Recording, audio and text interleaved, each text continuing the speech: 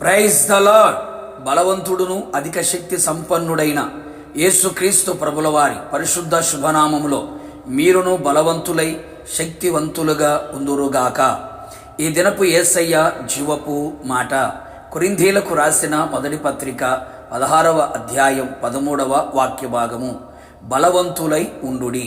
యేసయ్య పాద సన్నిధిలో నిలిచి ఏక మనసుతో ఎడతెగక ప్రార్థన చేసి ఆత్మచేత అభిషేకించబడి ఆత్మలో ఆనందించుచు, ఆత్మతో ఆరాధించుచు, ఆత్మచేత నడిపించబడుచు, ఆత్మవశములో ఉండుచు, ఆత్మలో వర్ధిల్లుచు, అన్ని విషయంలో సౌఖ్యముగా ఈ ఆత్మీయ యాత్రలో కొనసాగుచూ ఉన్న నా దేవుని ప్రియులారా, ఆత్మీయులారా, ఆత్మ సంబంధులారా, ఈ ఆత్మ సంబంధమైన యాత్రలో మనమందరము బలవంతులమై ఉండవలెను అని లేఖనము చెప్పుచున్నది. అవును ప్రియులారా, మనం ఏ విషయములలో కూడా బలహీనులుగా ఉండకూడదు. మన బలహీనత సాతానుకి ఆయుధముగా మారకూడదు. అందుచేత మనము అన్ని విషయములలో ఆత్మ సంబంధముగా బలము కలిగిన వారమై ఉండేదము. ఇశ్రాయేలు దేవుడు తన ప్రజలకు బలమును పరాక్రమమును అనుగ్రహించువాడై ఉన్నాడు కదా. యేసయ్య ద్వారా, యేసయ్య వలన మనము బలము పొందుకొని బలవంతులమై ఉండేదము. లోక సంబంధమైన, శరీర సంబంధమైన బలము కాదు.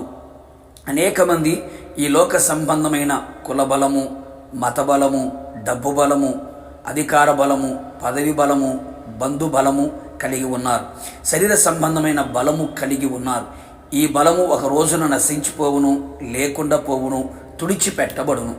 మనము ఆత్మ సంబంధమైన బలము గలవారమై ఉందము, బలవంతులమై నిలిచి ఉందము. తుదకు ప్రభు యొక్క మహాశక్తిని బట్టి ఆయనయందు బలవంతులై ఉండుడి. అపవాది తంత్రములను ఎదిరించుటకు మనము శక్తివంతులముగా ఉండేదము.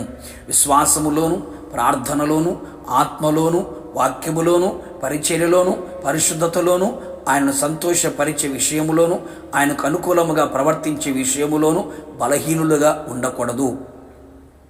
యుద్ధమునకు బలమును ధరింపచేయువాడు ఆయనే. నరుని కాలము యుద్ధకాలము. అవును ప్రియులారా, ప్రతి దినము యుద్ధరంగములో ఉంటూ సమస్యలతోనూ, రోగములతోనూ, అపవాది క్రియలతోనూ, అవిశ్వాసులతోనూ, భక్తిహీనులతోనూ, లోకముతో పోరాడే బలము మనకు కావాలి. బలవంతులమై ఉండాలి. ఈ మంచి కార్యము చేయుటకు బలము తెచ్చుకొనిది. ఏ మంచి కార్యము? పడిపోయిన ప్రాకారములను, పాడైపోయిన గుమ్మములను మరలా కట్టుకొనుటకు పూనుకొనిరి. అవును ప్రియులారా, ఏ విషయములలో ఆత్మీయ జీవితంలో పడిపోయి ఉన్నారో, ఏ కార్యాలు అపవాది లోకములో పడగొట్టి ఉన్నదో, కోల్పోయినవి, పోగొట్టుకొనినవి, పడిపోయినవి మరలా తిరిగి సంపాదించుకోవడానికి, కట్టుకోవడానికి, ఆత్మ సంబంధమైన కార్యములను తిరిగి కట్టుకొని ప్రభు ఎదుట నిలబడుటకు బలము పొంది బలవంతులుగా నిలిచెదము.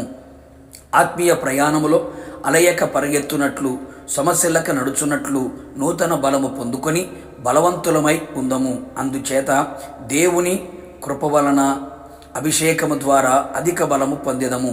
ఆయనందు ఆనందించి బలమును అనుభవించదము. ఆయన వాక్యము ద్వారా, ఉపదేశము ద్వారా బలవంతులమై ఉందము. క్రీస్తు వలన ప్రతి విషయములో బలవంతులమై ఉందము.